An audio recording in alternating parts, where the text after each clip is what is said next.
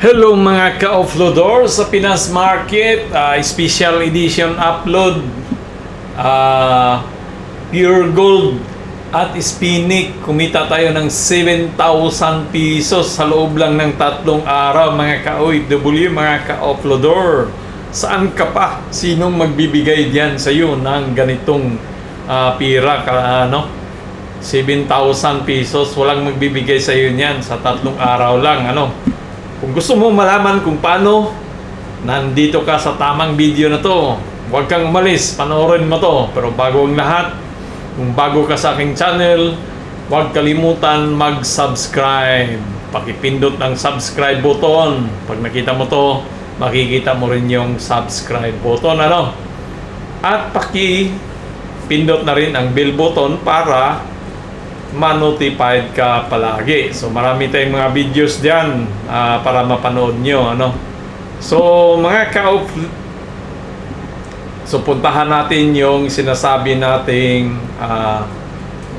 humahataw, si Pure Gold at saka si Spinach. Sa dalawang stock natin sa karaming stock na hinawak natin, kumita na tayo nitong dalawa, na tayo, binalikan tayo sa ating presyo.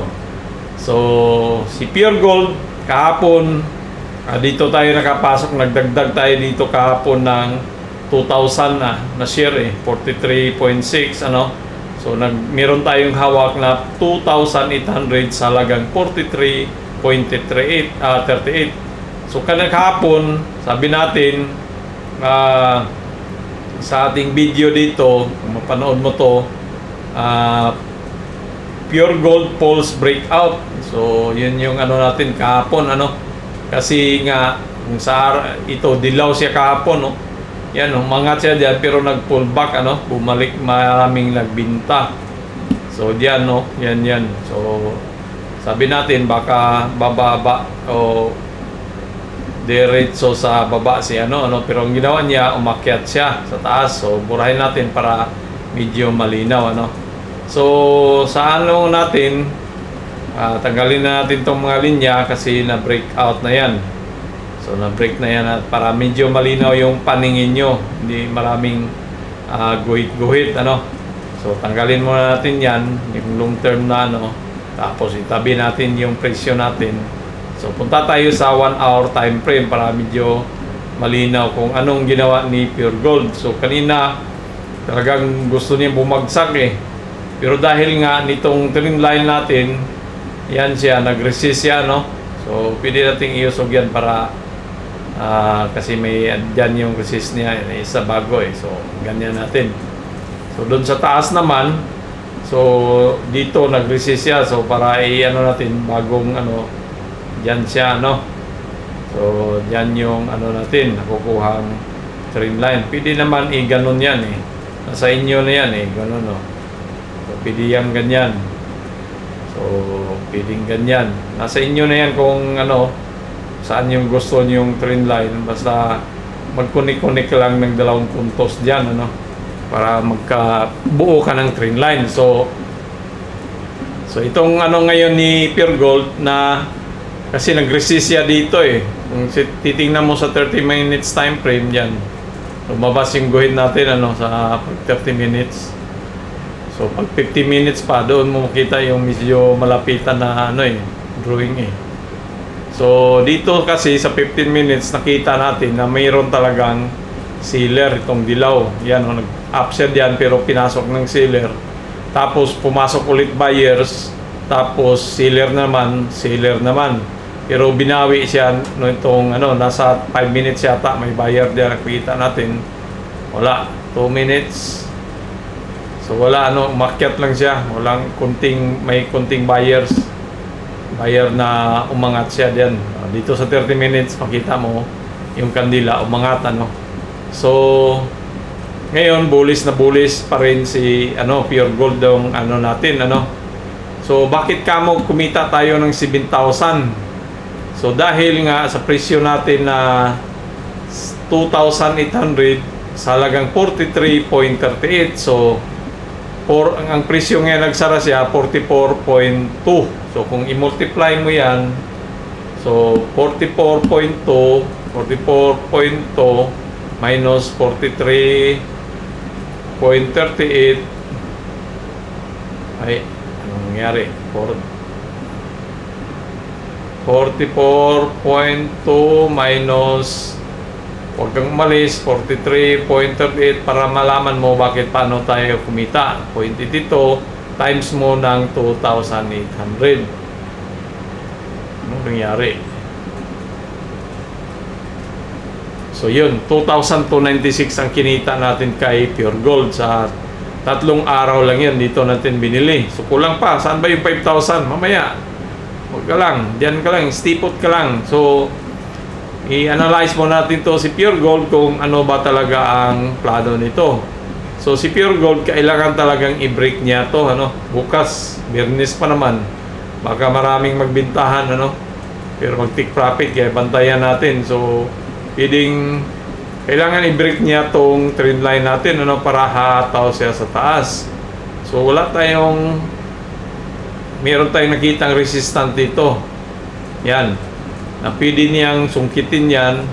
At tingnan natin sa 4 hours, 1 hour. So yun. Yun lang talaga ang 4 hours. Sana yun. Yung nawala na yung linya natin So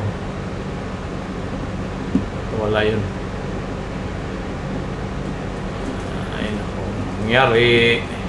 So ito dito, nandito yung yan, resistant yan dito diyan sa banda sa 54.15.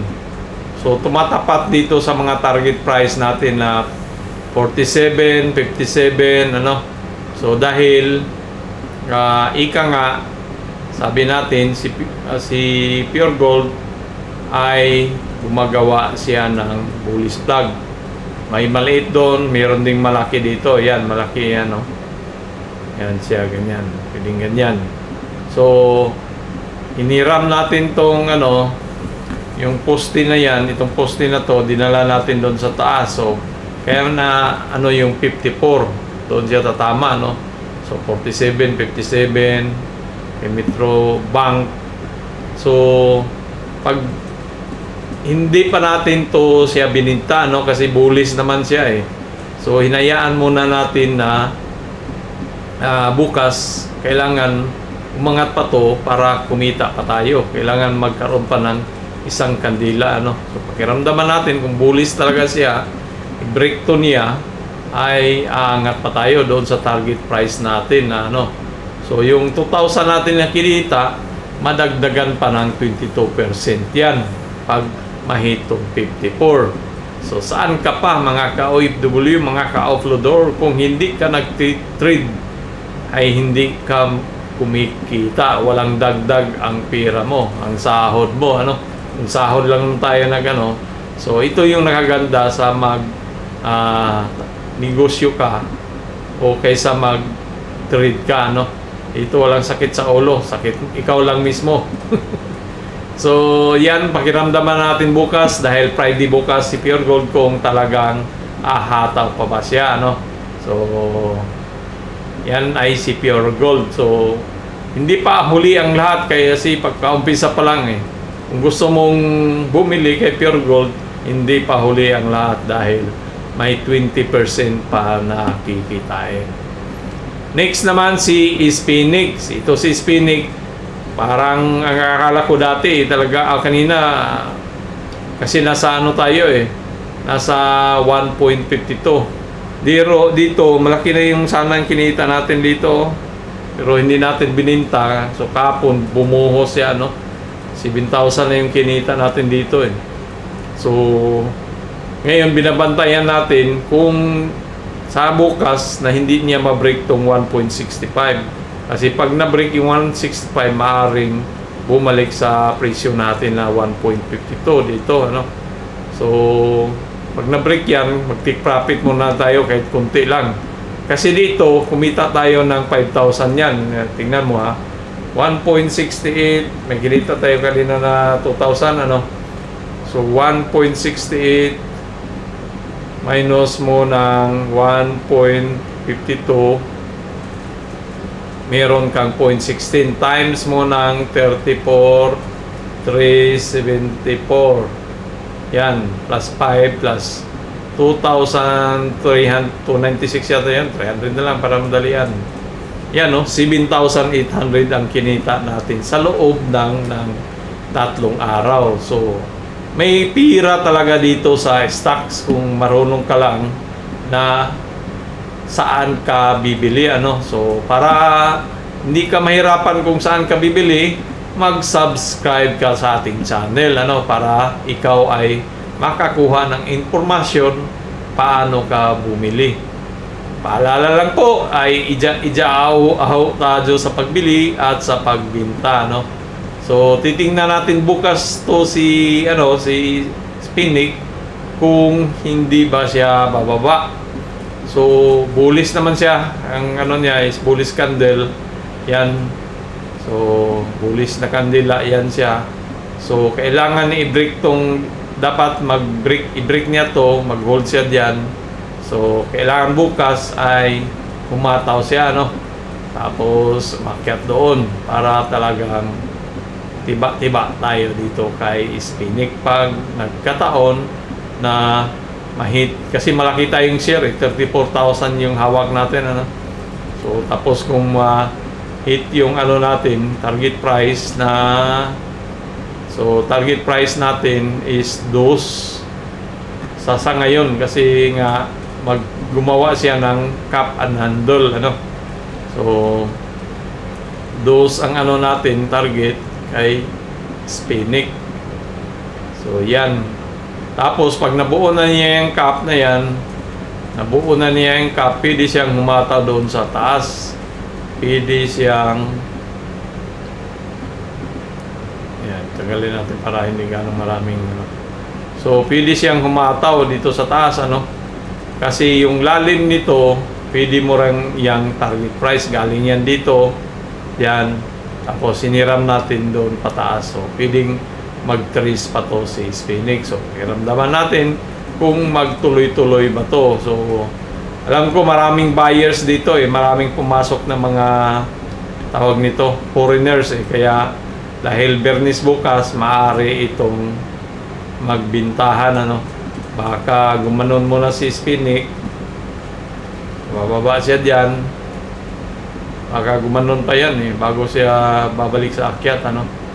So pakiramdaman natin, pero pag bumaba talaga itong 1.6 ay kailangan na nating ibenta si Spinix kasi sayang din yung kinita natin. Tapos kasi pababa nga so pag mura, bilhin na naman natin ulit, ano, si Spinix. So alagaan natin to, kasi malaki ang future nito kay Spinix. So yan lang po kung paano ako kumita ng 7,000. Sana naman nagustuhan nyo ang ating videos at mag-subscribe kayo sa ating channel. Maraming salamat. Hanggang dito lang po. Adios mi amigos, mi amigas, pachada ngani.